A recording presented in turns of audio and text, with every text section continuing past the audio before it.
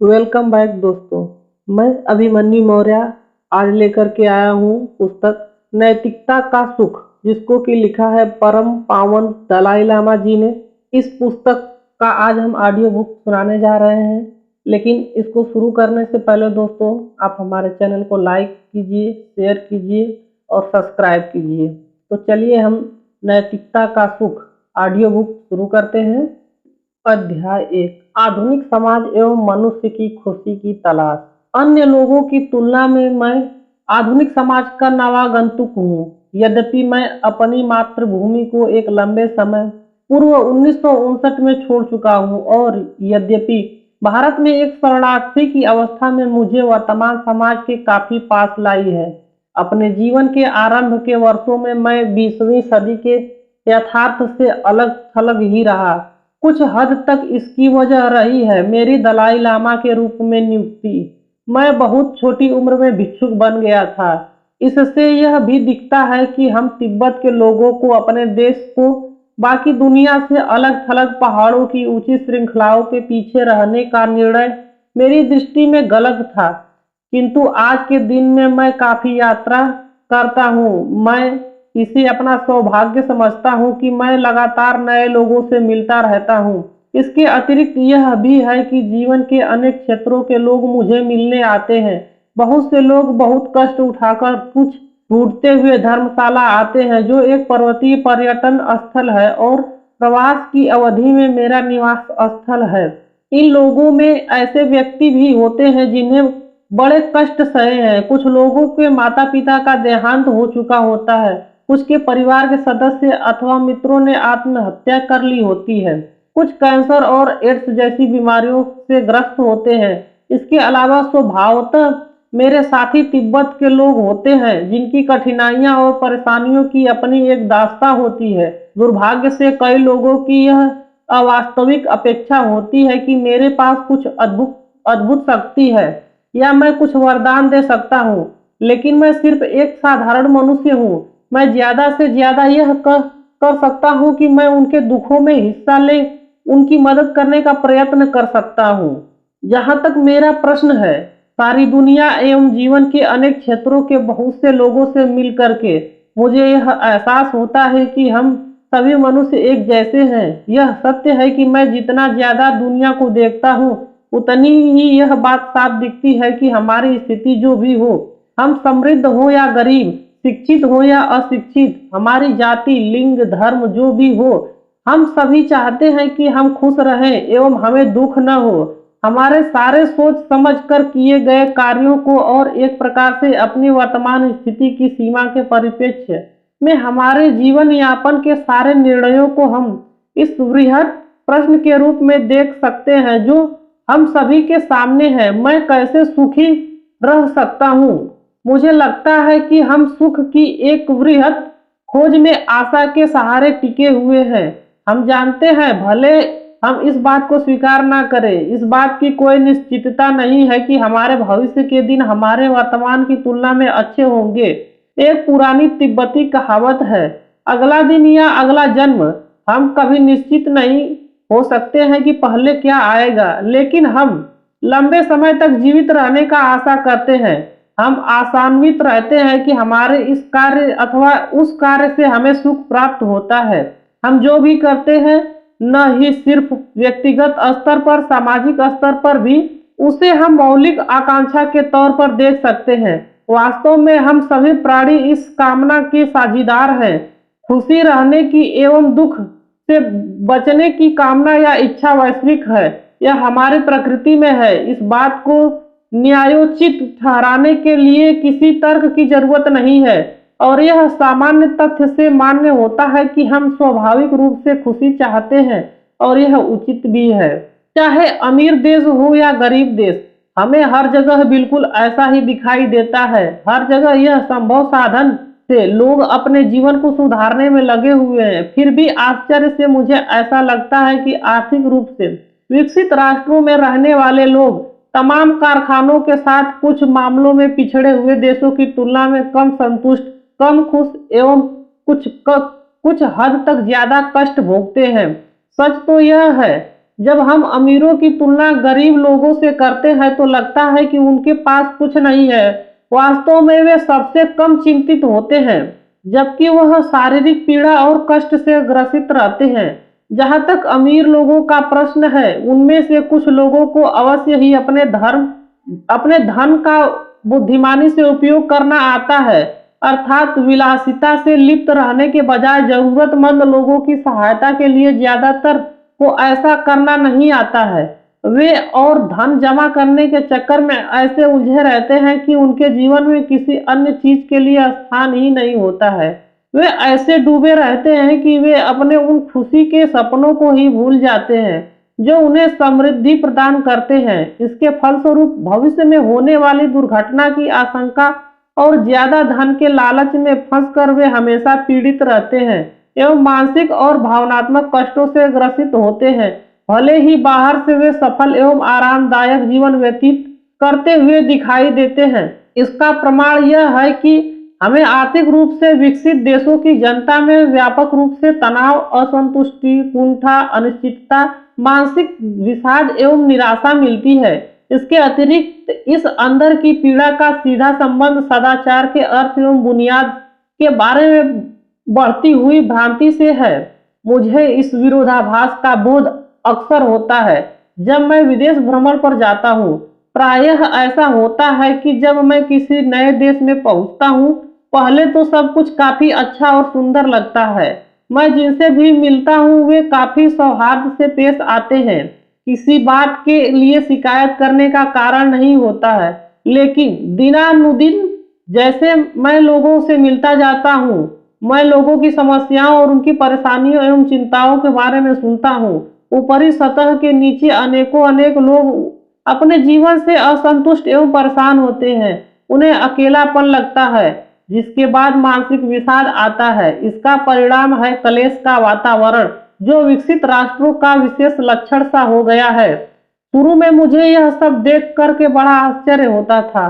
हालांकि मैंने कभी ऐसा नहीं सोचा था कि सिर्फ भौतिक धन से सभी दुखों का निवारण हो सकता है। तिब्बत जो भौतिक रूप से सर्वदा गरीब रहा है, में रह करके मैं स्वीकार करता हूँ कि मैं सोचता था कि समृद्धि ने मनुष्य को पीड़ा को कम करने में ज्यादा योगदान दिया है, जो वास्तव में सही नहीं निकला। मेरी आशा थी कि शारीरिक कठिनाइयों के कम होने से, जैसा कि हर विकसित राष्ट्र में रहने वाले ज्यादातर लोगों के लिए वास्तविकता है, सुख की प्राप्ति आसानी से होती होगी। बनिस्बत उन लोगों को जो काफी विकट परिस्थितियों में रहते हैं, इसके बजाय ऐसा लगता है कि विज्ञान एवं तंत्र की अद्भुत प्रगति से सिर्फ सांख्यिकी सुधार से ज्यादा कुछ नहीं आया है। कई उदाहरणों में प्रगति का मतलब सिर्फ यह हुआ कि शहरों में शानदार भवन और उनके बीच चलने वाले वाहनों की संख्या बढ़ी है। यकीनन कुछ तरह के कष्टों में कमी हुई है, खास करके कुछ व्याधियां कम हुई हैं, लेकिन मुझे लगता है कि सब मिला जुला करके हमारा दुख कम नहीं हुआ है। इस संदर्भ में मुझे अपनी शुरू की पश्चिम की यात्रा की एक बात अच्छी तरह से याद है। मैं एक बहुत समृद्ध परिवार का मेहमान था, जो एक बड़े वैभवशाली घर में रहते थे। हर व्यक्ति काफी सौम्य और विनम्र था। हर व्यक्ति की हर जरूरत के लिए नौकर तैनात थे, और मैं सोचने लगा कि यही सही प्रमाण है कि धन खुशी का स्रोत हो सकता है। मेरे मेजबान वाकई तनाव मुक्त एवं आत्मविश्वासी दिखते थे, लेकिन जब मैंने उनके स्नानागार में अलमारी के थोड़े से खुले हुए दरवाजे से नींद एवं दिमाग को शांत करने वाली दवाइयों की कतार देखी, तब मुझे इस बात का जोर से आभास हुआ कि जो बाहर से दिखता है और जो अंदर की सच्चाई है, उनके बीच अक्सर काफी बड़ी खाई होती है।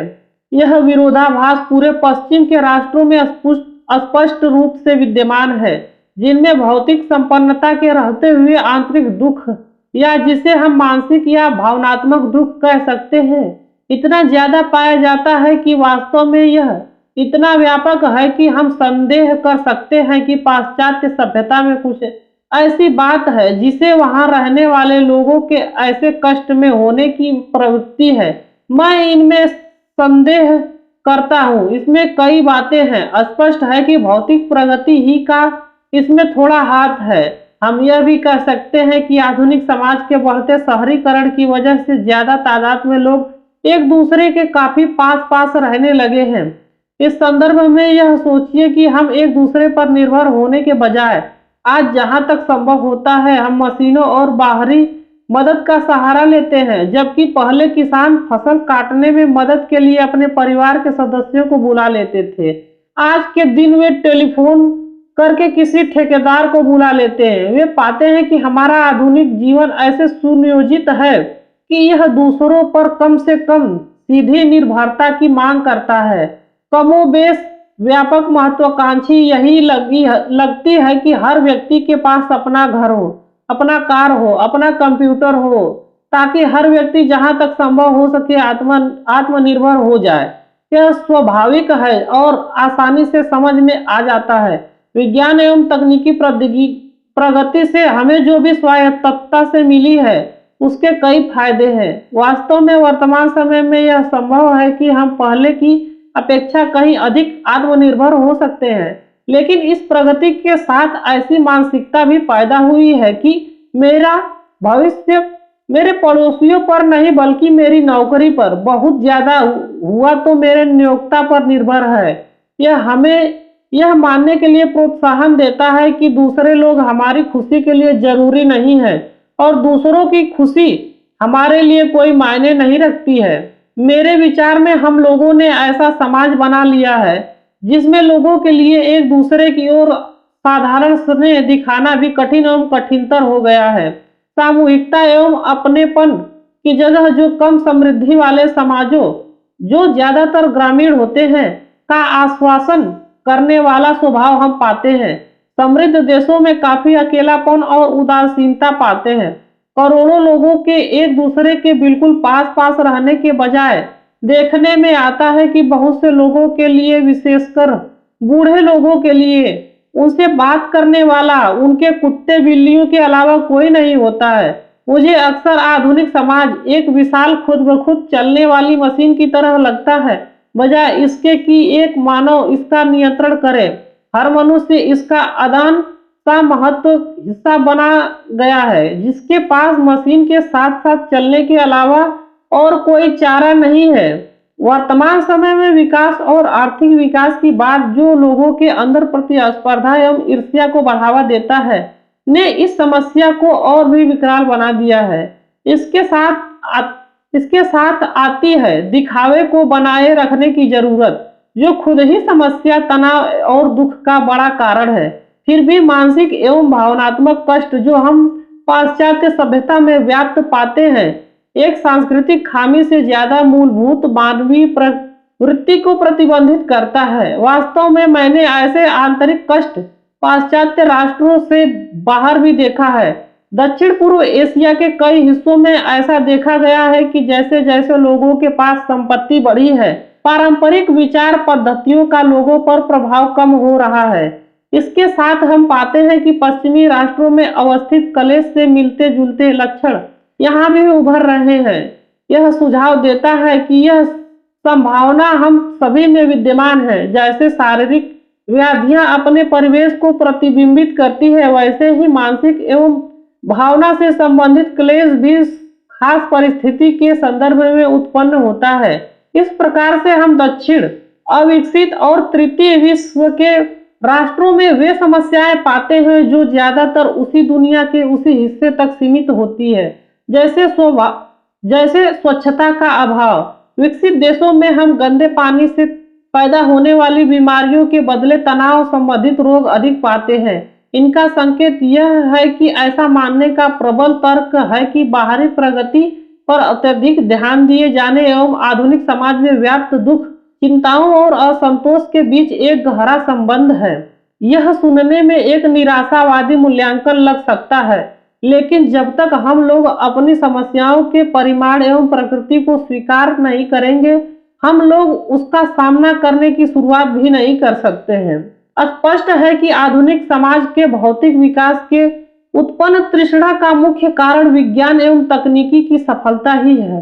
अब मनुष्य के इन प्रयासों की प्रशंसनीय बात यह है कि वे अविलंब संतुष्टि देते हैं। यह प्रार्थनाओं की तरह नहीं है कि जिनका परिणाम ज्यादातर अदृश्य होता है। वह भी जब प्रार्थनाएं सफल होती हों, हम फल से प्रभावित होते हैं। इससे सामान्य बात और क्या हो सकती है। दुर्भाग्य से यह तृष्णा हमें यह मानने के लिए प्रोत्साहित करती है कि खुशी की कुंजी एक तरफ तो भौतिक समृद्धि में है और दूसरी तरफ उस शक्ति में जो कि ज्ञान से प्राप्त होता है। इस सब में यह साफ है कि जो भी इस बात पर सावधानी पूर्वक गौर करता है, पाता है कि पहली वाली बात अपने आप ही खुशी नहीं दे सकती और दूसरी वाली बात का प्रभाव उतना ज्यादा स्पष्ट नहीं है। सच्चाई तो यह है कि ज्ञान अपने आप वह खुशी नहीं दे सकता जो आंतरिक विकास से आता है और जो बाहरी चीजों पर निर्भर नहीं करता है। वास्तव में बाहरी तथ्यों के बारे में हमारा विस्तृत ज्ञान एक बहुत बड़ी सफलता है, किंतु इसी में सीमित रह जाने की चाह हमें खुशी देने के बजाय वास्तव में काफी खतरनाक हो सकती है।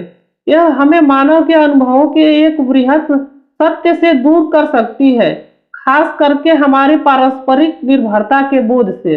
हमें यह भी समझना चाहिए कि जब हम विज्ञान की बाहरी उपलब्धियों पर ज्यादा निर्भर होते हैं तब इसका परिणाम क्या होता है। उदाहरण के लिए जैसे जैसे हम पर धर्म का प्रभाव कम होने लगता है, वैसे वैसे अपने आचरण के प्रश्न को लेकर के हमारे मस्तिष्क में एक भ्रम की स्थिति बढ़ती जाती है। पहले के दिनों में धर्म और नैतिकता के बीच में काफी घनिष्ठ संबंध था।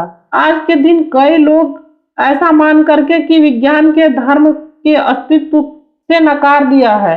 यह पूर्ण धारणा करते हैं कि आध्यात्मिक सत्ता का कोई सुनिश्चित प्रमाण नहीं है और नैतिकता को सिर्फ एक व्यक्तिगत निर्णय मात्र होना चाहिए, जबकि पूर्व में वैज्ञानिक एवं दार्शनिक लोग एक ऐसी ठोस नींव को ढूंढने की बड़ी जरूरत समझते थे जिन पर अपरिवर्तनशील नियमों एवं परम सत्यों की स्थापना की जा सके।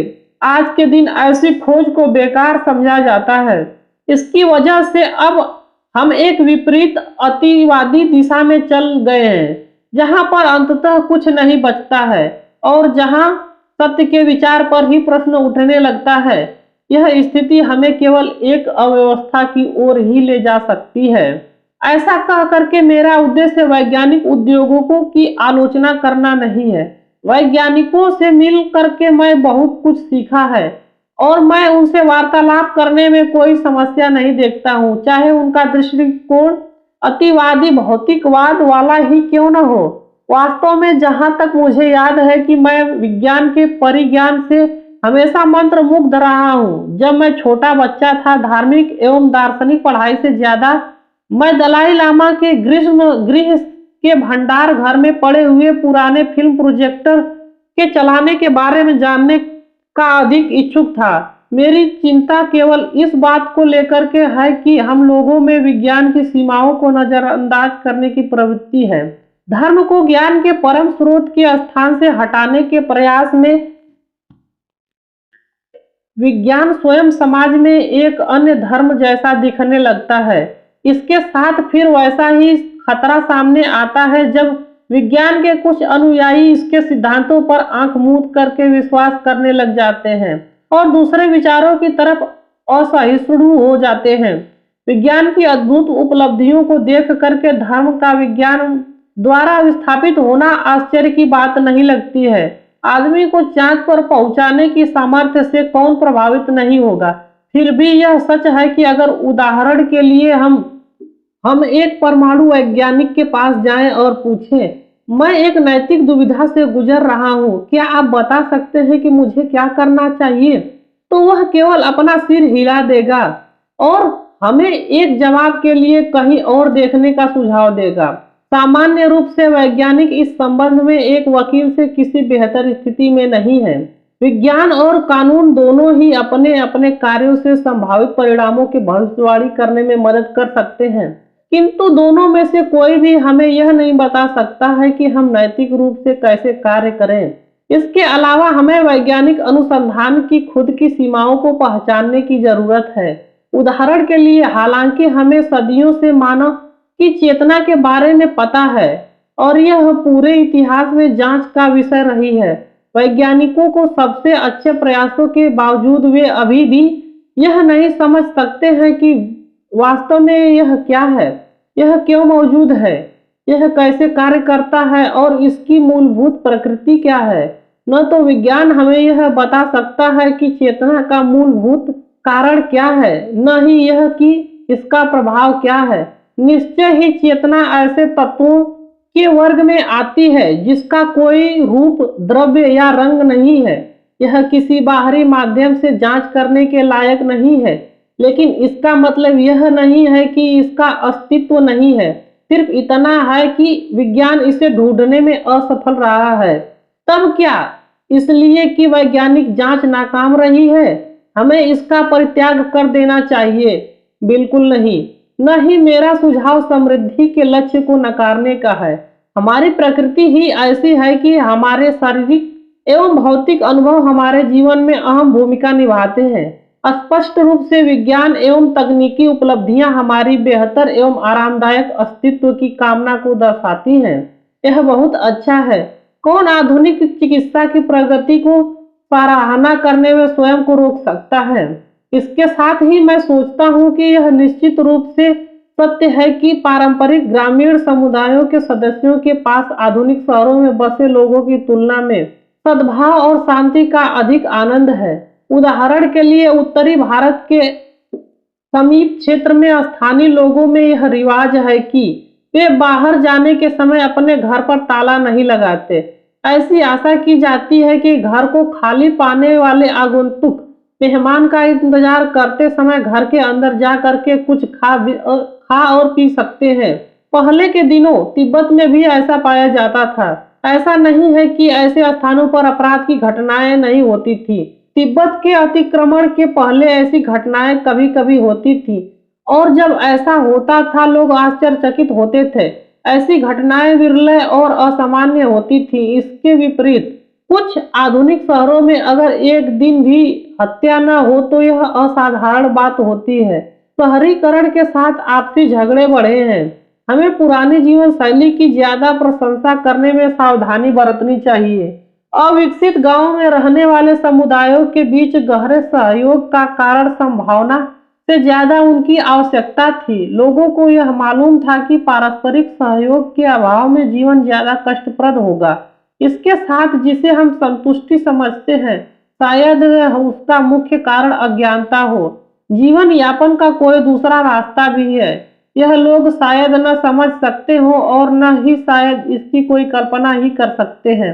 अगर वो ऐसा कर पाते, काफी संभव था कि वो ऐसे जीवन को उत्साह से अपनाते। इसलिए चुनौती हमारे सामने यह है कि हम ऐसे उपाय ढूंढें जिनसे हम दुनिया की इस सहस्त्र शताब्दी के आरंभ से भौतिक विकास का पूरा फायदा उठाते हुए उसी सौहार्द एवं शांति का आनंद ले सके जो पारंपरिक समाज के लोगों को उपलब्ध है। कुछ और कहने का अर्थ तो यही होगा कि अविकसित समाज में रहने वाले लोग अपने जीवन स्तर को सुधारने की कोई कोशिश नहीं करें। उदाहरण के लिए मैं एकदम निश्चित मन में हूँ। तिब्बत की खानाबदोश जाति में ज्यादातर लोग जाड़ों के लिए आधुनिक गर्म कपड़े, खाना बनाने के लिए बिना धुएं वाला ईंधन, आधुनिक दवाइयाँ और अपने तंबू में उठा ले जाने वाले टेलीविजन को पाकर के खुश होंगे। मैं तो बिल्कुल ऐसा नहीं चाहूंगा कि वे इन सुविधाओं से वंचित रह जाएं। आधुनिक समाज अपनी सारी सुविधाओं एवं दोषों के साथ अनगिनत कारणों एवं परिस्थितियों की वजह से प्रकट हुआ है। ऐसा सोचना गलत होगा कि सिर्फ भौतिक विकास को त्याग करके हम अपनी सभी समस्याओं का समाधान कर लेंगे। ऐसा करना उसके मूलभूत कारणों को अनदेखा करना होगा। इसके अलावा आधुनिक दुनिया में भी बहुत कुछ ऐसा है जिससे हम आशान्वित हो सकते हैं। सबसे विकसित राष्ट्रों में भी अनगिनत ऐसे लोग हैं जो दूसरों के हित की चिंता से सक्रिय हैं। अपने देश में ही मेरी जानकारी में बहुत से ऐसे लोग हैं जिनकी खुद ही अवस्था बहुत ठीक नहीं होती है। उन्हें हम तिब्बत के लोगों के प्रति बड़े उपकार किए हैं। उदाहरण के तौर पर हमारे बच्चों को उन भारतीय शिक्षकों की निस्वार्थ सेवा से बहुत फायदा हुआ है, जिनमें से कई को बच्चों को पढ़ाने के लिए काफी कठिन अवस्था में अपने परिवार से दूर रहना पड़ा है। बड़े पैमाने पर हम विश्व में मौलिक मानवाधिकारों की बढ़ती सराहना को भी ध्यान में रख सकते हैं। मेरी धारणा है कि यह एक बहुत अच्छी प्रगति है। जिस तरह से अंतर्राष्ट्रीय समाज प्राकृतिक आपदाओं के उत्तर में अतिशीघ्र पीड़ित लोगों की मदद करता है, वह इस आधुनिक विश्व के लिए एक प्रशंसनीय बात है। ऐसे ही इस बात की बढ़ती हुई समझदारी कि हम अपने प्राकृतिक पर्यावरण के साथ बिना अपने दुष्परिणाम भुगते लगातार ज्यादती नहीं कर सकते हैं, एक आशा का कारण है। इसके अलावा मेरा मानना है कि बढ़ते हुए संचार की वजह से शायद लोगों में मानवों की विविधता को स्वीकार करने की क्षमता में वृद्धि हुई है और संपूर्ण विश्व में आज साक्षरता एवं शिक्षा के मानक पहले से कहीं ज्यादा हैं। इन सभी सकारात्मक विकास के कार्यों को हम मनुष्यों की क्षमता के रूप में देखते हैं।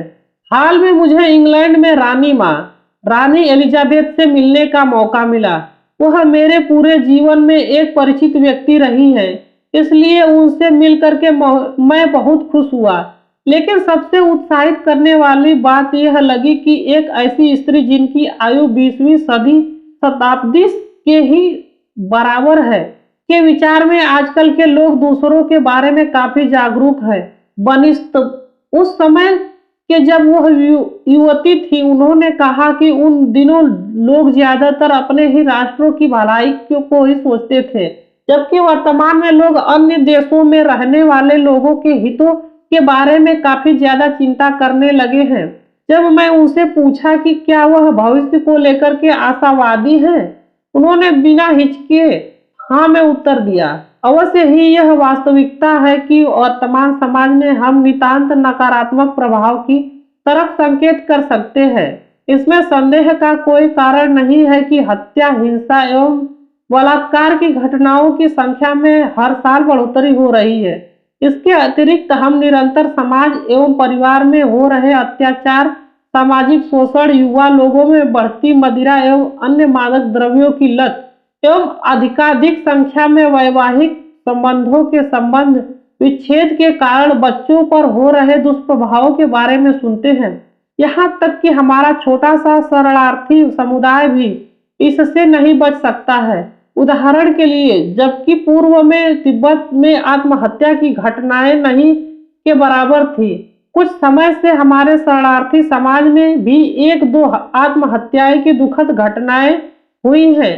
ऐसे ही जबकि पिछली पीढ़ी में तिब्बत के युवकों के बीच नशे की लत नहीं थी, अब कुछ नशे की घटनाएं भी देखने को मिलती है, जो अधिकतर उन स्थानों पर आधुनिक शहरी जीवन के प्रभाव के कारण उत्पन्न हुई है।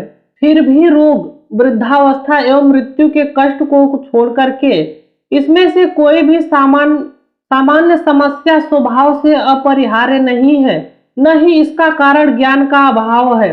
जब हम इन पर ध्यानपूर्वक विचार करते हैं तो पाते हैं कि ये सभी नैतिकता की समस्याएं हैं।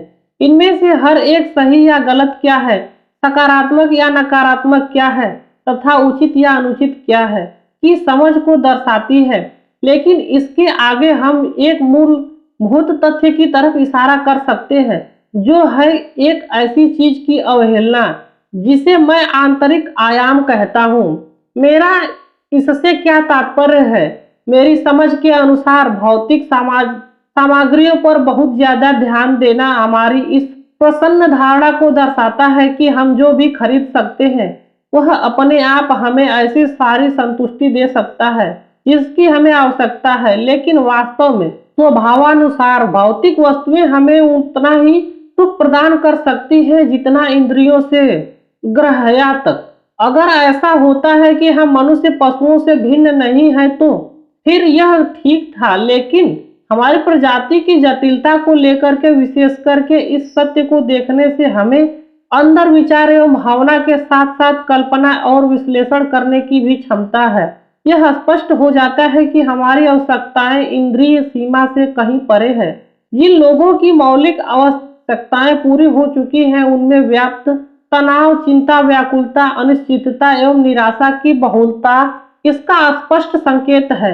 हमारी दोनों प्रकार की समस्याएं जिन्हें हम बाहर से अनुभव करते हैं, जैसे युद्ध, अपराध एवं हिंसा एवं वे जिन्हें हम आंतरिक रूप से भुगतते हैं, जैसे हमारे भावात्मक एवं मानसिक दुख, उन सभी का समाधान तब तक संभव नहीं होगा जब तक हम इस भूल को नहीं सुधार लेते। यही कारण है कि पिछले 100 या उससे भी अधिक वर्षों की महान क्रांतियां, प्रजातंत्र, उदारवादी, समाजवाद, सभी अद्भुत विचारों के बावजूद विश्वव्यापी कल्याण प्रदान करने में असफल रही है, जैसे कि उनसे आशा की जाती है। निश्चय ही एक नवीन क्रांति की आवश्यकता है, लेकिन वह क्रांति राजनैतिक, आर्थिक नहीं होगी, यहाँ तक कि प्रौद्योगिकी भी नहीं होगी। पिछली सदी में हमें इसका काफी अनुभव हुआ कि मनुष्य की प्रगति के लिए पूर्णतः भौतिक मार्ग पर्याप्त नहीं है। मैं अपने समक्ष एक आध्यात्मिक क्रांति का प्रस्ताव रखता हूँ। मनन योग प्रश्न। लेखक का उन लोगों के बारे में क्या राय है जिनके पास भौतिक समृद्धि है तथा जो आराम वाली जिंदगी जीते दिखाई देते हैं? दूसरा है प्रश्न, लेखक की धारणा एवं धर्म एवं नैतिकता में क्या संबंध है? प्रश्न 3, लेखक की धारणा एवं नैतिक समस्या का क्या फल होता है? अध्याय 2, न जादू न रहस्य। तो क्या आध्यात्मिक क्रांति की बात कर आखिर मैं एक अपनी समस्याओं के धार्मिक समाधान की बात कर रहा हूँ। एक ऐसा मनुष्य जिसकी आयु 70 साल के पास है। मैंने इतना अनुभव अवश्य प्राप्त कर लिया है कि मैं पूर्ण विश्वास के साथ कह सकता हूँ कि भगवान बुद्ध की शिक्षा मनुष्य के लिए प्रासंगिक और उपयोगी है। अगर कोई व्यक्ति इस शिक्षा को व्यवहार में लाता है तो यह निश्चित ही है कि न सिर्फ वह अपना कल्याण करेगा बल्कि दूसरे लोगों का भी इससे लाभान्वित करेगा। दुनिया भर के विभिन्न लोगों से मिलकर मुझे यह समझने में सहायता मिली है कि दुनिया में कई धर्म हैं, कई संस्कृतियां हैं। लोग जो कि एक सकारात्मक एवं संतोषजनक जीवन यापन करने की दिशा में ले जाने के लिए मेरी संस्कृति से किसी प्रकार से कम नहीं है। इसके अतिरिक्त मैं इस नतीजे पर पहुंचा हूं कि मनुष्य किसी भी धर्म में आस्था रखता है या नहीं, इससे ज्यादा फर्क नहीं पड़ता है। सबसे महत्वपूर्ण बात यह है कि वह अच्छा मनुष्य हो। मैं यह बात इस तथ्य को स्वीकार करते हुए कहता हूँ कि इस धरती के 600 करोड़ लोग भले इस या उस धर्म को मानने का दावा करते हो, किंतु धर्म का लोगों की जिंदगी पर प्रभाव काफी कम है, खास करके विकसित राष्ट्रों में। मुझे संदेह है कि इस दुनिया में शायद 100 करोड़ भी ऐसे हो जिन्हें मैं समर्पित धार्मिक अनुष्ठान कह सकूं, जो अपने दैनिक जीवन में धर्म के सिद्धांतों एवं नियमों का पालन निष्ठा पूर्वक करते हो। इस अर्थ में मैं बाकी के लोग धर्म का पालन नहीं करने वालों लोगों में से हैं। जो समर्पित अनुष्ठाता है तो वे बहुत से धर्मों का पालन करते हैं। इससे यह बात साफ हो जाता है कि हमारी विविधता के कारण कोई एक धर्म सारे मनुष्यों के लिए पर्याप्त नहीं हो सकता है। हम यह निष्कर्ष भी निकाल सकते हैं कि मनुष्य बिना किसी धर्म का सहारा लिए भी अपना जीवन यापन भली भांति कर सकता है। ऐसी बातें एक धार्मिक व्यक्ति के मुख से अटपटी लग सकती है, लेकिन दलाई लामा से प्रथम मैं एक तिब्बती हूँ एवं तिब्बती होने के पूर्व मैं एक मनुष्य हूँ। एक तरफ दलाई लामा के रूप में मेरे ऊपर तिब्बत के लोगों के लिए खास जिम्मेदारी है और दूसरी ओर एक भिक्षु के रूप में सभी धर्मों के बीच में सद्भावना बढ़ाने की भी मेरी एक विशेष जिम्मेदारी है। इसके साथ एक मनुष्य होने के नाते भी मुझ पर पूरे मानव परिवार की एक और भी बड़ी जिम्मेदारी है, जो वास्तव में हम सभी का उत्तरदायित्व है, क्योंकि बहुत संख्यक लोग किसी धर्म का पालन नहीं करते हैं। मेरा उद्देश्य एक ऐसा रास्ता ढूंढने का है जिससे कि मैं किसी धार्मिक आस्था का सहारा लिए बिना ही सारी मानवता का कल्याण कर सकूं। वास्तव में मेरा विश्वास है कि अगर हम लोग विश्व के प्रमुख धर्मों को बड़े नजरिए से देखते हैं तो हम पाएंगे कि उन सभी बौद्ध, ईसाई, हिंदू, इस्लाम, यहूदी, सिख, पारसी एवं अन्य का लक्षण मनुष्य को एक सतत सुख की प्राप्ति करने में ही सहायता करता है। उसके साथ मेरे विचार से उनमें से हर एक लक्ष्य को प्राप्त करने में सक्षम है। इन परिस्थितियों में हम यह कह सकते हैं कि धर्मों की जिन सब में एक ही आधारभूत मूल्य है, विविधता अभिष्ट एवं उपयोगी है। ऐसा नहीं है कि मैं हमेशा ऐसा ही सोचता था। जब मैं छोटा था और तिब्बत में रहता था, मैं अपने मन में सोचता था कि बौद्ध धर्म सबसे उत्तम मार्ग है। मैं खुद से कहता था कि कितना सुंदर होगा अगर पूरा विश्व धर्मांतरित होकर के बौद्ध धर्म का पालन करने लगे। लेकिन यह मेरी अज्ञानता थी। हम तिब्बती लोगों ने अवश्य ही अन्य धर्मों के बारे में सुना था, लेकिन उनके बारे में हम जो भी थोड़ा बहुत जानते थे, उनका आधार बौद्ध धर्म के ही तिब्बती भाषा में अनुदित द्वितीय स्रोत थे। स्वाभाविक रूप से उनका ध्यान उन तथ्यों पर था जिन पर बौद्ध दृष्टिकोण से वाद विवाद संभव था। ऐसा नहीं था कि बौद्ध विद्वान जानबूझकर के अपने पूर्व पक्षों का उपहास करना चाहते थे। वास्तव में इससे यह बात प्रदर्शित होती है कि उनके लिए उन तथ्यों को संबोधित करने की आवश्यकता नहीं थी जिन पर कि उनके बीच में कोई विवाद नहीं था, क्योंकि जिन शास्त्रों पर चर्चा होती है वे भारत में जहां उनकी रचना हुई थी पूर्ण रूप से उपलब्ध थे। दुर्भाग्य से तिब्बत में यह बात नहीं थी। अन्य शास्त्रों के अनुवाद तिब्बती भाषा में उपलब्ध नहीं थे। जैसे जैसे मैं बड़ा हुआ, धीरे धीरे मैं अन्य धर्मों के भी बारे में जानने लग गया। खास करके प्रवास में जाने के बाद मैं ऐसे लोगों से मिलने लगा जो अपना जीवन विभिन्न धर्मों को समर्पित कर, कुछ लोग प्रार्थना करते हुए, कुछ ध्यान करते हुए, कुछ लोग औरों की सेवा करते हुए अपनी अपनी परंपराओं का गंभीर अनुभव प्राप्त कर चुके थे।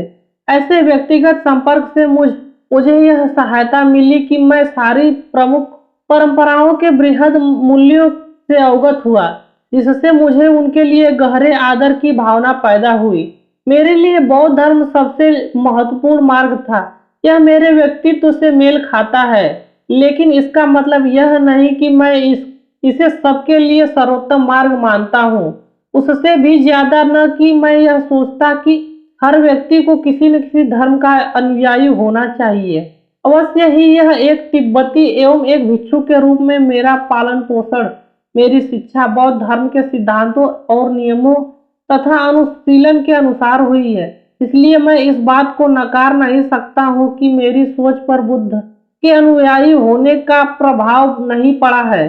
फिर भी इस पुस्तक में मेरा प्रयास है कि मैं अपने धर्म की औपचारिक सीमा के बाहर जाकर के लोगों तक पहुंचूं। मैं यह दिखाना चाहता हूं कि दुनिया में वाकई ऐसे वैश्विक नैतिक सिद्धांत है जो हर मनुष्य को वही सुख देने में सफल हो सकते हैं जिनकी वह सभी कामना करते हैं। कुछ लोग यह संदेश कर सकते हैं कि मैं परोक्ष रूप से बौद्ध धर्म के प्रचार का प्रयास कर रहा हूँ, जहाँ यह मेरे लिए नकारना मुश्किल है, लेकिन यह सत्य नहीं है। वास्तव में मेरा विश्वास है कि धर्म एवं आध्यात्मिकता में गंभीर अंतर है। मेरा धर्म के बारे में यह सोचना है कि इसका संबंध एक या दूसरे धार्मिक परंपरा के मुक्ति के दावे में विश्वास से है, जो किसी रूप में स्वर्ग या निर्वाण जैसी अभौतिक अथवा अलौकिक तथ्यों को स्वीकार करता है तथा इसके साथ में जुड़ी हुई है धार्मिक शिक्षा, रूढ़ियां, रीतियां, प्रार्थनाएं इत्यादि। मेरा मानना है कि आध्यात्मिकता का संबंध मैत्री, करुणा, धैर्य, सहनशीलता, क्षमाशीलता, संतुष्टि, उत्तरदायित्व की भावना एवं सौहार्द की भावना जैसे मानवीय गुणों से है, जिसने स्वयं के साथ अन्य लोगों को भी सुख की प्राप्ति होती है। रीतियां, प्रार्थनाएं, निर्वाण एवं मुक्ति की बातें धर्म विशेष में विश्वास से संबंधित हैं, परंतु मैत्री एवं करुणा जैसे आंतरिक गुणों का धर्म से संबंध होने की आवश्यकता नहीं है। इसलिए इसका कोई कारण नहीं है कि व्यक्ति इन गुणों को उच्च स्तर तक बिना किसी धार्मिक या अलौकिक विश्वास का सहारा लिए अपने अंदर बढ़ाने का प्रयास नहीं करे। इसलिए मैं कभी कभी कहता हूँ कि धर्म एक ऐसी चीज है जिसके बिना शायद हम अपना काम चला सकते हैं, लेकिन इन मूल आध्यात्मिक गुणों के बिना नहीं।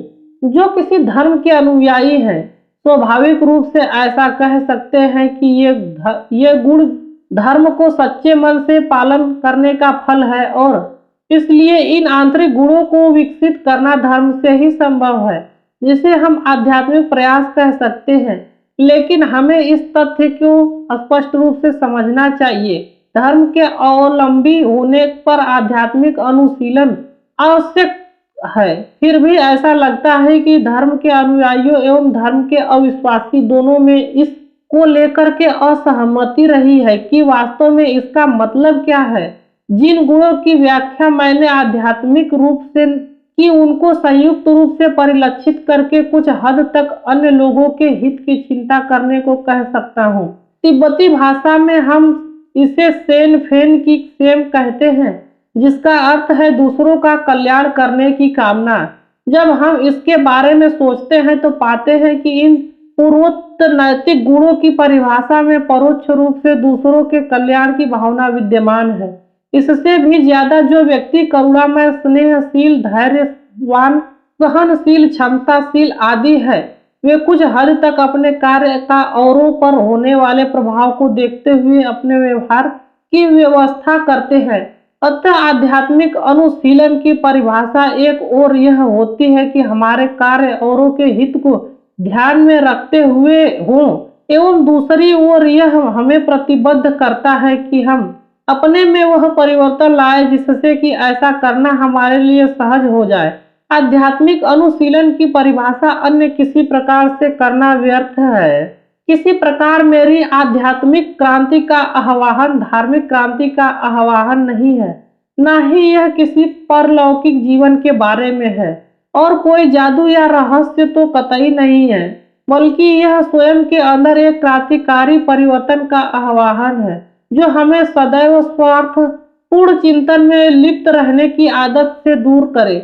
जिन प्राणियों के बृहद समाज से हम जुड़े हुए हैं, उसके प्रति यह हमारा ध्यान मोड़ने का आह्वान है, एवं अपने हित के साथ औरों के हित का भी ध्यान रखने का आह्वान है। यहाँ पर पाठकगण यह आपत्ति कर सकते हैं कि चरित्र में ऐसा परिवर्तन निश्चित रूप से ही वांछनीय है, एवं यह भी अच्छा है कि लोग अपने अंदर करुणामय और स्नेह को विकसित करें, परंतु आधुनिक विश्व की विविध एवं बड़ी समस्याओं को हल करने में आध्यात्मिक क्रांति शायद ही पर्याप्त हो। इसके अलावा यह भी तर्क दिया जा सकता है कि समस्याएं जैसे घरेलू हिंसा, नशे एवं शराब की आदत, परिवार का बिखरना आदि को समझने का उत्तम उपाय यह है कि हम उन्हें एक एक करके समझें एवं उनका निदान ढूंढें। फिर भी जब हम ऐसा देखते हैं कि ऐसी समस्याओं का समाधान इससे हो सकता है कि लोग एक दूसरे से ज्यादा स्नेह करें और अन्य जीवों के प्रति ज्यादा करुणामय रखें, भले ही यह बात कितनी भी असंभव लगे, हम उन्हें आध्यात्मिक समस्या के रूप में देख सकते हैं, जिनका समाधान आध्यात्मिक प्रयास से हो सकता है। इसका मतलब यह नहीं है कि हम सिर्फ आध्यात्मिक मूल्यों का विकास करें और ये समस्याएं स्वतः गायब हो जाएंगी। इसके विपरीत ऐसी प्रत्येक समस्या के लिए विशेष समाधान की आवश्यकता है, लेकिन हम पाते हैं कि आध्यात्मिक आयाम की अवहेलना करने से हम इन समस्याओं के अस्थायी समाधान की आशा नहीं कर सकते हैं। जरा विचार करें कि ऐसा क्यों है। बुरी खबर मिलना जीवन की सच्चाई है। जब भी हम अखबार उठाते हैं या टेलीविजन अथवा रेडियो लगाते हैं, हमें अनेक दुखद खबरों का सामना करना पड़ता है। एक दिन भी ऐसा नहीं जाता है जब हम इस दुनिया में कहीं पर कोई ऐसी घटना न हुई हो जिसे कभी एक मत से दुर्भाग्यपूर्ण मानते हैं। भले हम लोग कहीं के रहने वाले हो, भले हमारा जीवन दर्शन कोई हो, कम हो या ज्यादा हो, हम दूसरों का दुख सुनकर ही दुखी होते हैं। इन दुर्घटनाओं को दो व्याप्त विभागों में बांटा जा सकता है। ऐसी घटनाएं जो मुख्यतः प्राकृतिक कारणों से होती हैं, भूकंप, सूखा, बाढ़ इत्यादि, एवं ऐसी जो मानवकृत है, युद्ध, अपराध, हर तरह की हिंसा, भ्रष्टाचार, गरीबी, धोखा एवं सामाजिक, राजनैतिक एवं आर्थिक अन्याय सभी नकारात्मक मानवीय व्यवहार का परिणाम है। और कौन इन दुष्कर्मों का उत्तरदायित्व है? हम हैं। राजा, राष्ट्रपति, प्रधानमंत्री एवं राजनेताओं से लेकर के प्रशासन के लोग, वैज्ञानिक, चिकित्सक, वकील, अकादमिक, छात्र, पुजारी, भिक्षुड़ियां एवं मेरे जैसे भिक्षु से लेकर उद्योगपति, कलाकार, दुकानदार, तकनीकी कर्मचारी, बढ़ई, मजदूर और बेरोजगार, कोई ऐसा वर्ग और समाज का हिस्सा नहीं है जिसका कि इन प्रतिदिन की बुरी खबरों में योगदान न हो। सौभाग्य से प्राकृतिक दावों से भिन्न, जिन पर हमारा बहुत कम अथवा कोई नियंत्रण नहीं है। मानवकृत समस्याएं जो वास्तव में नैतिकता की समस्याएं हैं, सबका समाधान संभव है। वास्तव में यह तथ्य कि समाज के हर वर्ग एवं स्तर के तमाम लोग इसका समाधान ढूंढने की दिशा में कार्यरत हैं, मानव की प्रवृत्ति को दर्शाता है। ऐसे तमाम लोग हैं जो न्याय के पक्षधर संविधान को बनाने के लिए राजनीतिक पार्टियों में हिस्सा लेते हैं। ऐसे लोग हैं जो न्याय के लिए वकील बनते हैं। ऐसे लोग हैं जो ऐसी संस्थाओं में हिस्सा लेते हैं जो गरीबी दूर करने के लिए काम करती है। ऐसे लोग हैं जो पैसे के लिए अपना बिना पैसे के लिए पीड़ित लोगों के हित के लिए काम करते हैं। वास्तव में हम सभी अपनी समझ और अपने तरीकों के अनुसार इस विश्व को जहां हम रखते हैं पहले से बेहतर बनाने का प्रयास करते हैं। दुर्भाग्य से हम पाते हैं कि भले ही हमारी न्यायिक व्यवस्था कितनी भी अच्छी हो और भले ही बाहरी विषयों पर विकसित नियंत्रण के कितने भी साधन क्यों न हो, अपने आप यह सब सभी समस्याओं का समाधान नहीं कर सकते। देखिए कि आजकल के हमारे पुलिसकर्मियों के पास ऐसे आधुनिक यंत्र हैं जिनकी 50 साल पहले हम कल्पना भी नहीं कर सकते थे। इनके पास निगरानी के ऐसे तकनीक साधन हैं जिनसे उन्हें वह सब दिख जाता है जो पहले दृष्टिगोचर नहीं होता था। इनके पास डीएनए मिलाने की क्षमता है, परीक्षण की प्रयोगशालाएं हैं, सूंघने वाले कुत्ते हैं एवं अवश्य ही इनके साथ काफी प्रशिक्षित कर्मचारी हैं। लेकिन इन सबके साथ साथ अपराध करने के तरीके भी इतने ही विकसित हो गए हैं कि हम किसी बेहतर परिस्थिति में नहीं है।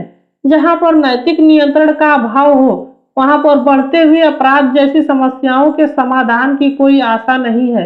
वास्तव में हम पाते हैं कि ऐसे आंतरिक अनुशासन के बिना जिन साधनों का प्रयोग हम इन समस्याओं के समाधान के लिए करते हैं, वही समाधान हमारी समस्या का कारण बन जाते हैं।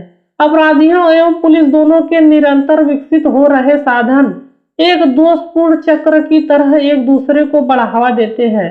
फिर आध्यात्मिकता एवं नैतिक आचार में क्या संबंध है? क्योंकि स्नेह, करुणा एवं इसी के तरह के गुण अपनी परिभाषा के अनुसार दूसरों के हित की चिंता करने की कुछ स्तर तक अपेक्षा करते हैं एवं इन सब में नैतिक संयम अपेक्षित है। हम लोग विनाशकारी प्रवृत्तियों एवं इच्छा पर नियंत्रण किए बिना स्नेहशील एवं करुणामय नहीं हो सकते हैं। जहां तक नैतिक आचरण की नींव का प्रश्न है, ऐसा माना जा सकता है कि कम से कम यहाँ मैं धर्म के मार्ग की वकालत करता हूँ। सच है कि हर प्रमुख धार्मिक परंपरा में एक विकसित नैतिक पद्धति विद्यमान है। फिर भी हमारी सही और गलत की समझ को धर्म में जोड़ने की समस्या यह है कि हमें पूछना पड़ता है, किस धर्म से जोड़ें? किस धर्म के पास एक संपूर्ण नैतिकता की पद्धति है जो आसानी से उपलब्ध है एवं जो सबसे ज्यादा स्वीकार्य है? यह एक ऐसा विवाद है जो कभी खत्म नहीं हो सकता है। इसके अलावा ऐसा करना इस बात को अनदेखा करना होगा कि ऐसे बहुत सारे लोग हैं जो धर्म को अस्वीकार करते हैं, सोच समझकर, दृष्टि निश्चय से, न कि इसलिए कि उनके मन में मनुष्य के अस्तित्व के बारे में गूढ़ प्रश्न की परवाह नहीं है। ऐसा मानना गलत होगा कि ऐसे लोगों में सही और गलत एवं नैतिक रूप से क्या उचित है कि समझ नहीं है, इसलिए कि सिर्फ धर्म विरोधी लोग अनैतिक हैं। इसके अलावा धर्म में विश्वास रखना नैतिकता की कोई गारंटी नहीं है। जब हम अपने प्रजाति का इतिहास देखते हैं, हम अपने बीच बहुत बड़े विनाशकारी लोगों में ऐसे हैं जिन्होंने अपने साथी मनुष्यों के साथ हिंसक, क्रूर एवं विनाशकारी व्यवहार किया है। इनमें से कई ऐसे रहे हैं जिन्होंने अक्सर काफी जोर से धर्म में अपना विश्वास जताया था। धर्म मूलभूत नैतिक सिद्धांतों की स्थापना में मदद कर सकता है, लेकिन हम लोग नैतिकता एवं सदाचार की बात बिना धर्म को सहारा लिए कर सकते हैं। पुनः इस पर आपत्ति हो सकती है कि अगर हम लोग धर्म को नैतिकता का स्रोत नहीं मानते हैं तो फिर हमें यह स्वीकार करना होगा कि क्या सही है या क्या गलत है, क्या अच्छा है क्या बुरा है, क्या नैतिक रूप से उचित है एवं क्या अनुचित है, क्या सदाचार है एवं क्या दुराचार है कि समझ परिस्थितियों के अनुसार भिन्न हो सकती है एवं यहाँ तक कि भिन्न व्यक्तियों के लिए भी भिन्न हो सकती है। लेकिन यहाँ पर मैं कहना चाहूँगा कि किसी को ऐसा नहीं समझना चाहिए कि कभी ऐसा संभव हो पाएगा कि ऐसा कानून या नियमों की व्यवस्था किया जा सके जिससे हर नैतिक दुविधा का उत्तर मिल सके, चाहे हम धर्म की नैतिकता का आधार क्यों न मान ले। मनुष्य के समृद्ध एवं विविध अनुभव को समझने के लिए ऐसे सूत्रबद्ध उपाय की कल्पना नहीं की जा सकती है। इससे ऐसे तर्क को भी सहारा मिलेगा कि हमारा उत्तरदायित्व सिर्फ कानूनों का शब्दांश पालन करने का है एवं हम अपने आचरण के लिए उत्तरदायी नहीं हैं। मेरे कहने का तात्पर्य यह नहीं है कि ऐसे सिद्धांतों को समझना व्यर्थ है जो नैतिक रूप से बाध्यकारी हो।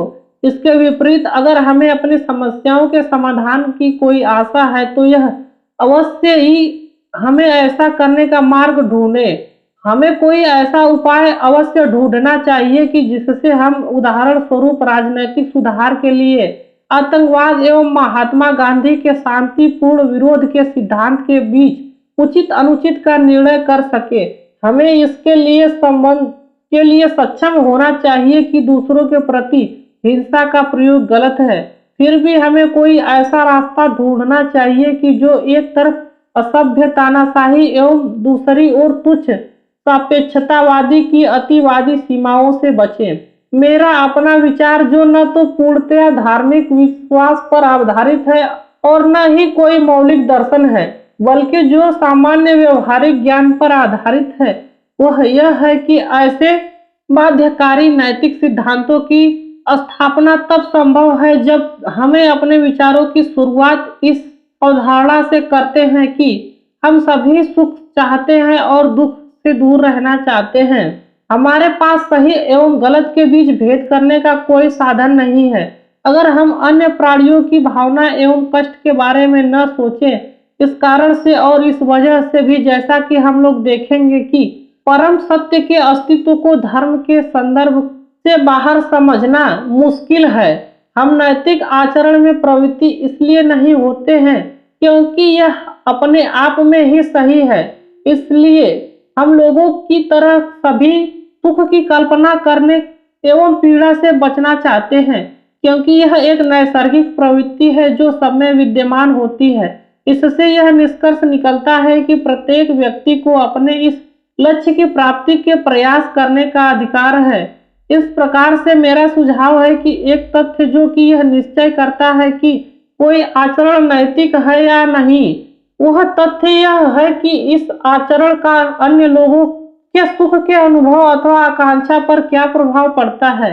ऐसा आचरण जो अन्य लोगों के सुख के अनुभव और आकांक्षा की क्षति करता है अथवा हिंसा करता है, संभवतः अनैतिक है। मैं यह संभवतः इसलिए कहता हूँ क्योंकि यद्यपि हमारे आचरण का परिणाम महत्वपूर्ण है, परंतु अन्य विचारणीय तथ्य है जैसे समुत्थानी चित्त एवं आचरण की प्रवृत्ति। हम अपनी ऐसी अनेक हरकतों को याद कर सकते हैं जिससे दूसरों को परेशानी हुई है, यद्यपि हमारी मंशा बिल्कुल ऐसा नहीं था। इसी तरह से ऐसे व्यवहारों के बारे में सोचना मुश्किल नहीं है जो भले ही दूसरों को देखने में कठोर और आक्रामक लगे एवं उनसे संभवतः चोट भी लगे, लेकिन आगे चल करके औरों की सुख प्राप्ति में सहायक हुए हों। बच्चों को अनुशासित करना अक्सर इस श्रेणी में आता है। दूसरी तरफ हमारा कोई व्यवहार जो देखने में स्नेहशील लगे, परंतु उसका तात्पर्य यह नहीं है कि वह व्यवहार नैतिक एवं सकारात्मक है। यदि हमारा मंशा अर्थात समुत्थान चित्त स्वभाव स्वार्थपूर्ण हो, इसके विपरीत उदाहरण के लिए अगर हमारी मंशा अर्थात समुत्थानचित किसी को गुमराह करने का हो तो फिर दया दिखाने का नाटक करना बहुत ही दुर्भाग्यपूर्ण है। इसमें भले ही बल का प्रयोग न हुआ हो, ऐसा आचरण निश्चित रूप से ही हिंसक है। यह हिंसक सिर्फ इसलिए नहीं है कि इससे अंततः अन्य व्यक्ति का नुकसान होता है, यह इसलिए भी है क्योंकि इससे एक व्यक्ति के विश्वास में सच्चाई की आशा पर चोट पहुंचती है। पुनः ऐसे दृष्टांत की कल्पना करना कठिन नहीं है जब एक व्यक्ति सोच सकता है कि उसके व्यवहार की मंशा उत्तम एवं अन्य लोगों के हित के लिए है, लेकिन वास्तव में उसका व्यवहार बिल्कुल अनैतिक हो। यहाँ पर हम उन सैनिकों के बारे में सोच सकते हैं जो आज्ञा का पालन करते हुए गैर सैनिक लोगों का वध किए बिना ही वजह के करते हैं। इस आज्ञा पालन को उचित समझाते हुए वे सैनिक ऐसा सोच सकते हैं कि उनका व्यवहार मानवता के हित में है या फिर मैंने जिस अहिंसा के सिद्धांत को प्रस्तुत किया है उस परिभाषा के अनुसार ऐसा वह अनैतिक होगा। अतः ऐसी आज्ञाओं का पालन करना बहुत ही बड़ा दुष्कर्म होगा। अन्य शब्दों में हमारे व्यवहार का सारत्व भी यह निश्चित करने में महत्वपूर्ण है कि हमारा व्यवहार नैतिक है या नहीं, क्योंकि कुछ कार्य परिभाषा के अनुसार ही गलत होते हैं। किसी आचरण के नैतिक भाव का मूल्यांकन करने के लिए शायद सबसे महत्वपूर्ण तथ्य न तो उस आचरण का सारत्व न ही उसका परिणाम है। वास्तव में विरले ही हमारे आचरण के फल के लिए सिर्फ हमें उत्तरदायी ठहराया जाता है, बल्कि हमारे मंशा की भी भूमिका है। उसी तरह से जैसे कि एक नाविक अपनी नाव को तूफान से सुरक्षित रख सकता है या नहीं, यह बात सिर्फ उसके प्रयास पर निर्भर नहीं करता, बल्कि उसकी मंशा पर, भले ही वह अपने नाव को सुरक्षित स्थल तक पहुंचने में सफल हो या नहीं हो। तिब्बती भाषा में जो शब्द किसी व्यक्ति के आचरण के नैतिक मूल्य को निर्धारित करने के लिए सबसे महत्वपूर्ण माना जाता है वह है व्यक्ति का कुन लाग। उसका शब्द अनुवाद ऐसे होता है। उपसर्ग कुन का मतलब होता है पूर्ण रूप से अथवा गहराई से, एवं लाग का अर्थ होता है किसी चीज को खड़ा करना, उत्थित करना अथवा जगाना। लेकिन जिन भाव से इसका यहाँ प्रयोग हुआ है, कुन लाग का अभिप्राय उससे है जो हमारे आचरण को उत्प्रेरित अथवा उस दिशा में संचालित करता है, दोनों दिशाओं में, चाहे वह इच्छित कार्य अथवा जिन पर हमारा नियंत्रण नहीं है। इसलिए यह मनुष्य के पूरे हृदय एवं मन स्थिति को दर्शाता है। जब हमारी मनोस्थिति कुशल होगी तब हमारा आचरण भी नैतिक रूप से कुशल होगा। इस विवरण से यह स्पष्ट होता है कि कुन लाग का अनुवाद संक्षेप में करना कठिन है। अक्सर इसका अनुवाद प्रेरणा के रूप में किया जाता है, लेकिन वह इस शब्द के संपूर्ण अर्थ को व्यक्त नहीं करता है। शब्द प्रवृत्ति इसके अर्थ के काफी निकट आता है, लेकिन वह तभी तिब्बती शब्द के क्रियात्मक भाव को व्यक्त नहीं करता। दूसरी तरफ यह उक्ति हृदय एवं मन की पूरी स्थिति अनावश्यक रूप से काफी लंबी लगती है। तर्क के आधार पर हम इसे मन की स्थिति के रूप में संक्षिप्त कर सकते हैं, लेकिन यह भी चित्त के वृहत अर्थ को व्यक्त नहीं कर पाएगा, जैसा कि इसका प्रयोग तिब्बती में होता है। चित्त अथवा लो में चित्त का विचार अथवा अभिज्ञानता एवं उनसे साथ भावना एवं संवेदना के भाव भी सम्मिलित हैं। यह इस समझ को दर्शाता है कि अंततः भावनाओं को हम कल्पना से अलग नहीं कर सकते हैं। यहाँ तक कि ऐसा माना जाता है कि किसी भी वस्तु का रंग जैसे कि गुण का ज्ञान में भी भावनात्मक आयाम है। केवल वेदना की कल्पना इसके सहयोगी ज्ञान के बिना संभव नहीं है। इससे हम यह अनुमान कर सकते हैं कि हम विभिन्न प्रकार की भावनाओं को पहचान सकते हैं। इसमें ऐसी भावनाएं भी हैं जो मुख्यतः सहज हैं, जैसे कि खून देख कर के विकर्षण की भावना होना एवं निर्धन होने का भय जैसे मनोभाव है, जिनमें अधिक तर्क संगत अंश है। मैं पाठक से अनुरोध करता हूं कि वह यह बात याद रखे जब भी मैं मन, प्रेरणा, प्रवृत्ति अथवा मन की स्थिति की बात करता हूं। इसलिए यह ऐसा है कि सामान्य रूप से किसी क्रिया के क्षण उनके आचरण की नैतिकता के निर्धारण के लिए प्रमुख तत्व हैं। व्यक्ति के दिल और दिमाग अथवा समुत्थान चित्त की संपूर्ण स्थिति, जिसे हम आसानी से समझ सकते हैं जब हम विचार करते हैं कि हमारे आचरण पर उस समय क्या प्रभाव पड़ता है। जब हम द्वेष एवं क्रोध जैसे प्रबल नकारात्मक विचार एवं मनोभावना के वश में होते हैं, उस समय हमारा दिल और दिमाग लो भावना के झंझावट में फंसा होता है। यह न तो सिर्फ हमें अपनी संतुष्टि एवं किसी विषय के बारे में समझदारी से सोचने की क्षमता होने के लिए बाध्य करता है, बल्कि हम इसकी भी अवहेलना करने लगते हैं कि हमारे आचरण का दूसरों पर क्या असर होगा। वास्तव में हम इतने विचलित हो सकते हैं कि हम दूसरों के हित एवं उनके सुख के अधिकार के बारे में बिल्कुल भी भूल जाते हैं। ऐसी परिस्थिति में हमारा व्यवहार, हमारे कार्य, शब्द, सोच, हम क्या भूलते हैं, हमारी कामनाएं निश्चित रूप से ही दूसरों को खुशी के लिए हानिकारक होगा। इसके बावजूद कि हमारी दूसरों के प्रति दीर्घगामी मंशा जो भी हो अथवा हमने व्यवहार सोच समझ करके किया है या नहीं। उदाहरण के लिए एक ऐसी घटना को देखिए जब हम अपने परिवार के किसी सदस्य से विवाद में उलझे हुए होते हैं। हम कैसे ऐसे उत्तेजित माहौल को संभालते हैं, यह इस पर निर्भर करता है कि हमारे व्यवहार के पीछे उस समय उसे पीछे कौन सी मानसिकता है। दूसरे शब्दों में हम कुल लाग ऐसे समय में हमें जितनी भी कम शांति होगी, हमारा प्रतिक्रिया उतना ही ज्यादा गलत होगा और हमारे शब्द उतने ही कटु होंगे और इसकी संभावना ज्यादा होगी कि हम कुछ ऐसा कह देंगे और कर देंगे जिसका हमें बाद में घोर पश्चाताप करना पड़े, चाहे उस व्यक्ति से शायद हमें अपार स्नेह हो।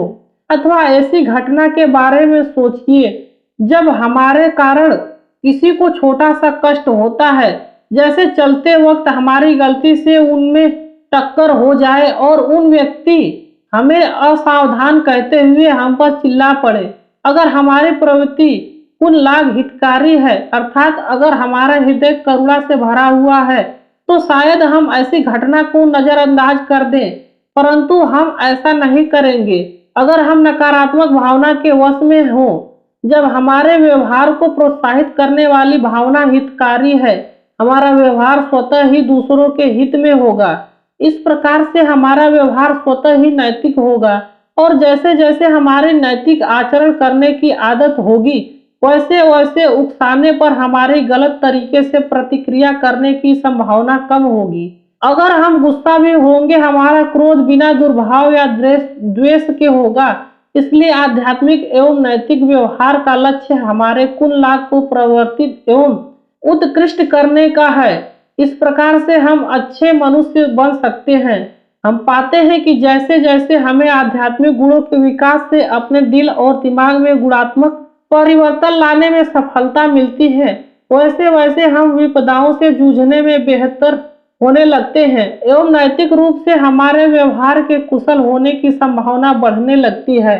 अगर मुझे उदाहरण के रूप में अपने अनुभवों को रखने की आज्ञा हो तो मैं कहूँगा कि नैतिक की समझ का मतलब यह है कि मेरी कुशल मानसिक अवस्था के विकास के लिए लगातार मैं प्रयास करता हूँ ताकि मैं दूसरों की यथासंभव उत्तम सेवा कर सकूं। इसके अलावा यह निश्चित करने से जहाँ तक मैं ऐसा कर सकूं कि मेरे व्यवहार का सारा तो ऐसे ही कुशल हो, मैं अपने अनैतिक व्यवहार की संभावना कम करता है। यह कार्य नीति कितनी प्रभावकारी है, अर्थात इसका परिणाम दूसरों के कार्य के कल्याण पर अल्पकाल अथवा दीर्घ काल में कैसा होगा, यह कहना कठिन है। लेकिन अगर मेरा प्रयास लगातार हो और अगर मैं उन पर ठीक से ध्यान दूं तो चाहे कुछ भी हो, मुझे पश्चाताप करने का कभी कोई कारण नहीं होगा। कम से कम मैं जानता हूं कि मैंने अपनी क्षमता से जो अच्छे से अच्छा हो सकता था वह किया। इस अध्याय में मेरी आध्यात्मिकता एवं नैतिकता के बीच के संबंधों की व्याख्या इस प्रश्न का उत्तर नहीं बताती है कि हम नैतिकता के द्वंद्व को कैसे सुलझाएं। हम लोग इसे बाद में देखेंगे, बल्कि मेरा उद्देश्य रहा है कि नैतिकता के मार्ग को रेखांकित करने का जो भी नैतिकता के संवाद को मानव के सुख दुख के मूलभूत अनुभवों से संबंधित होता है एवं उस समस्या से बचाता है जो नैतिकता को धर्म के साथ बांधने से पैदा होती है। सत्य तो यह है कि आजकल के ज्यादातर लोगों को धर्म की जरूरत को नहीं महसूस करने के लिए प्रोत्साहित किया जाता है। इसके अतिरिक्त ऐसे आचरण हो सकते हैं जो इस धर्म के लिए स्वीकार्य हो परंतु दूसरे धर्म के लिए नहीं। मैं विश्वास करता हूँ कि मेरा आध्यात्मिक क्रांति शब्दावली से अभिप्राय मैंने स्पष्ट कर दिया है। आध्यात्मिक क्रांति में नैतिक क्रांतियां निहित हैं। मनन योग्य प्रश्न। प्रश्न संख्या 1, क्या सिर्फ धर्म का सहारा हमारे नैतिक जीवन के लिए पर्याप्त है? प्रश्न संख्या 2, लेखक के मत में धर्म एवं आध्यात्म के बीच में क्या संबंध है? प्रश्न संख्या 3, आंतरिक अनुशासन से लेखक का क्या आशय है? प्रश्न संख्या 4, यह क्यों महत्वपूर्ण है कि हम इसका अवलोकन करें और हमारे आचरण का अन्य लोगों के सुख के अनुभव अथवा आकांक्षा पर क्या प्रभाव पड़ता है? प्रश्न संख्या 5, कृपया तिब्बती शब्द कुनलाग की व्याख्या करें। अध्याय 3, प्रतीत्यक समुत्पाद एवं यथार्थ का स्वरूप। तो दोस्तों यह एपिसोड यहीं तक था। अगला एपिसोड जिसमें कि हम अध्याय 3 को लेकर के आने वाले हैं। तब तक हमारे चैनल को लाइक करो, शेयर करो और सब्सक्राइब करो। तब तक के लिए धन्यवाद। हम जल्द ही अगला एपिसोड अपलोड करेंगे। तब तक हमारे ऑडियो बुक सुनो, चैनल को लाइक करो, शेयर करो और सब्सक्राइब करो। धन्यवाद।